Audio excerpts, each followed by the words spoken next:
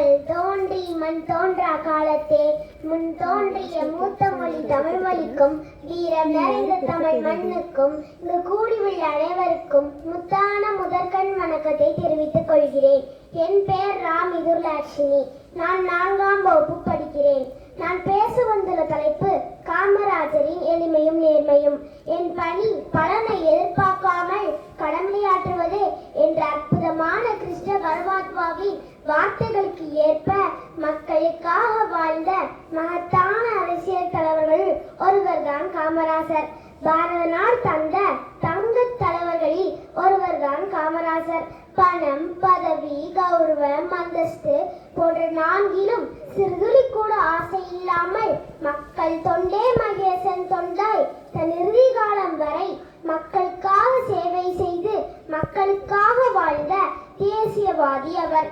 எந்த பெற்றோரும் தன் பிள்ளை நன்றாக படித்து நன்றாக சம்பாதித்து உலகை விட்டு செல்லும் வரை நன்றாக வாழ வேண்டும் என்றுதான் விரும்புவார்கள்.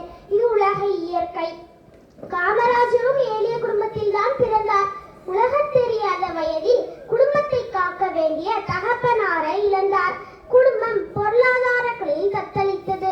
பள்ளி வாழ்க்கையை விட்டுவிட்டு குடும்பத்தை காப்பாற்ற குடும்ப வியாபாரத்திற்கு சென்றார். குடும்ப பாரத்தை சுமக்க வேண்டிய தோள்கள் சுதந்திர பாரத்தை சுமந்தது. குடும்பத்திற்காக செல்வத்தை சேர்க்க வேண்டிய பிள்ளை நாடு வாழ தன்னை அர்ப்பணித்துக் கொண்டது. தன் இளம் வயதில் கர்மவீரர் காமராஜர் இந்திய விடுதலைக்காக தன்னை அர்ப்பணித்துக் கொண்டார். பாட்டி, அம்மா, தங்கை இவர் மூவருக்காக வாழ்வதை விட்டுவிட்டு 30 கோடி மக்களின் கண்களில் தகிக்கும் சுதந்திர வேட்கைக்காக வெள்ளையனை எதிர்க்க தன்னை போன்ற இளைஞர்களோடு இணைந்து சுதந்திர போராட்டத்தின் தியாகியானார்.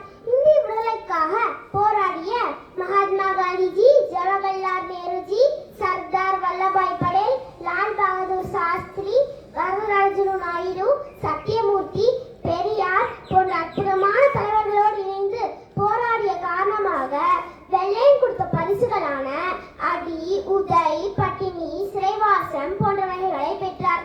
தேச விடுதலையோடு மக்களின் அன்றாட பிரச்சனைகளையும் நேரிலே கண்டு தன்னால் முடிந்த உதவிகளையும் செய்து வந்தார். அவரை தேடி பல பதவிகள் வந்தது. ஏன் பிரதமர் பதவியே வந்தது. பதவி வேண்டாம், பணம் வேண்டாம், மக்களின் முன்னேற்றமே தன் முன்னேற்றம் என்று கிராமம் கிராமமாய் சென்று கிராம மக்களின் முன்னேற்றத்திற்காக உழைத்தார். கல்வி கண்ணை திறக்க ஏழை எளிய மக்களின் பிள்ளைகளுக்காக இலவச உடை, இலவச உணவு, இலவச கல்வி போன்ற வகைகளை வழங்கி அவர்களின் இருண்ட வாழ்வில் ஒளியேற்றி வைத்தார். இந்த தமிழக கல்வியில் சிறந்து இருக்கிறது என்றால் திருவ நட்சத்திரமாகவும் ஞான ஒளியாகவும் இருந்தவர் தான் காமராசர் ஐயா அவர்கள். படிக்காத மேதை என்று போற்றப்பட்ட அவர் பண்டித நேருஜிக்கு பின் யாரை இந்திய நாட்டின் பிரதமராக தேர்ந்தெடுத்தால் நாடு முன்னேறும் என்று சிந்தித்து 2 பிரதமர்களை தேர்ந்தெடுத்த கிங் மேக்கர் அவர். எளிமை, நேர்மை, வலிமை இவைகளை மட்டுமே வாழ்வின் சீதனமாய் கொண்டு